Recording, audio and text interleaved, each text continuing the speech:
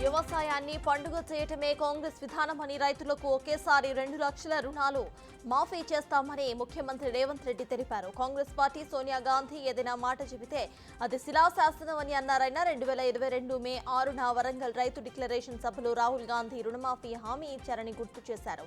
రాహుల్ ఇచ్చిన హామీ మేరకు 2 లక్షల రూపాయల రుణమాఫీ చేయాలని కేబినెట్ నిర్ణయించినట్టుగా తెలిపారు సీఎం. సీఎం రేవంత్ రెడ్డి రుణమాఫీపై ట్వీట్ చేశారు. తన జీవితంలో ఈ రోజు చారిత్రాత్మకమని అన్నారు. మే 6, 2022న వరంగల్లో రైతులకు రాహుల్ గాంధీ మాటిచ్చారని, ఇచ్చిన మాట ప్రకారం ఏకకాలంలో 2 లక్షల రుణమాఫీ చేస్తున్నామని అన్నారు సీఎం రేవంత్ రెడ్డి. నా సారథ్యంలో మంత్రివర్గం మాట నిలబెట్టుకుందని 2 లక్షల రుణమాఫీ చేయాలని కేబినెట్ నిర్ణయించిందని అన్నారు. వైసీపీ అధినేత జగన్ ఇవాళ పులివెందులకు వెళ్లబోతున్నారు. సార్వత్రిక ఎన్నికలు ముగిసిన తరువాత ఆయన తన సొంత నియోజకవర్గానికి మొట్టమొదటిసారి పర్యటించబోతున్నారు. ఇక 3 రోజుల పాటు పులివెందులలో నియోజకవర్గ నేతలు, కార్యకర్తలను కలవబోతున్నారు. పటాన్చెరు బీఆర్ఎస్ ఎమ్మెల్యే గూడెం మహిపాల్ రెడ్డి, ఆయన సోదరుడు మధుసూదన్ రెడ్డి మైనింగ్ వ్యవహారంలో ప్రభుత్వానికి 39 కోట్ల నష్టం చేకూర్చినట్టుగా ఎన్ఫోర్స్మెంట్ డైరెక్టరేట్ అధికారులు గుర్తించారు. మొత్తంగా 300 కోట్ల మైనింగ్ అక్రమాలు జరిగినట్టు అధికారులు నిర్ధారించుకున్నారు. సంతోష్ శాండ్, సంతోష్ గ్రెనైట్ కంపెనీల ద్వారా ఈ అక్రమాలు జరిగాయని ఈడీ పేర్కొంది. ఎక్స్ వేదికగా కేటీఆర్, సీఎం రేవంత్ మధ్య ట్వీట్ వార్ నడుస్తోంది. పీసీసీ చీఫ్ గా, ఎంపీగా 2021లో కేంద్రాన్ని బొగ్గు గనుల వేలంపాట ఆపేయాలని, సింగరేణికి 4 బ్లాక్స్ కేటాయించాలని కోరలేదా అంటూ రేవంత్ ను ప్రశ్నించారు కేటీఆర్. ఇప్పుడు సీఎం అయ్యాక బొగ్గు గనుల వేలంపాటను ప్రమోట్ చేసే విధంగా డిప్యూటీ సీఎం ని పంపడం ఏంటని ప్రశ్నించారు. దీనిపై ఎక్స్ వేదికగా సీఎం రేవంత్ కౌంటర్ ఇచ్చారు. 10 ఏళ్లుగా తెలంగాణ ప్రజల సమస్యలను పట్టించుకొని మీరు ఇప్పుడు నిజాలు తెలుసుకుంటున్నారని అనుకోవడం లేదని అన్నారు.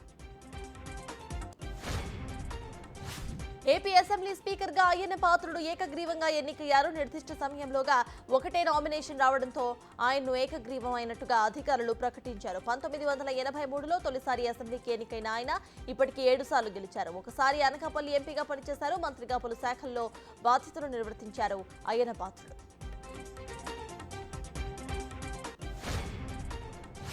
ఏపీలో కొత్త అసెంబ్లీ కొలువుదీరింది. తొలి రోజు ఏపీ అసెంబ్లీ సమావేశాలు ఆసక్తికరంగా జరిగాయి. ఎమ్మెల్యేలతో ప్రోటెం స్పీకర్ గోరంట్ల బుచ్చయ్య చౌదరి ప్రమాణం చేయించారు.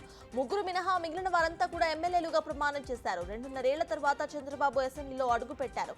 తన శపథాన్ని నిజం చేసుకుని సీఎంగానే అసెంబ్లీకి వెళ్లారు. ఇక పార్టీ అధినేతకు టీడీపీ ఎమ్మెల్యేలు ఘన స్వాగతం పలికారు. చంద్రబాబుతో ఎమ్మెల్యేల ప్రమాణ స్వీకారం మొదలైంది.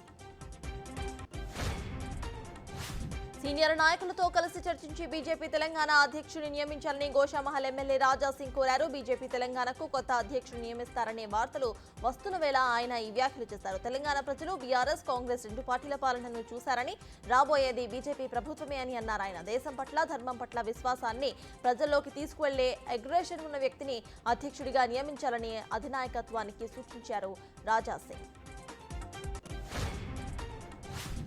దేశంలో సముద్రంపై నిర్మించిన అతి పొడవైన వంతెన అటల్ సేతుపై ప్రారంభమైన కొన్ని నెలల్లోనే పగుళ్లు ఏర్పడ్డాయి. ఏడాది జనవరిలో దీన్ని ప్రధాని మోదీ అట్టహాసంగా ప్రారంభించారు. దీనికోసం ప్రభుత్వం ఏకంగా 18,000 కోట్ల రూపాయలు ఖర్చు చేసింది. అటల్ సేతు బ్రిడ్జికి పగుళ్లు ఏర్పడ్డాయని మహారాష్ట్ర కాంగ్రెస్ చీఫ్ నానా పటోలే ఆగ్రహం వ్యక్తం చేశారు.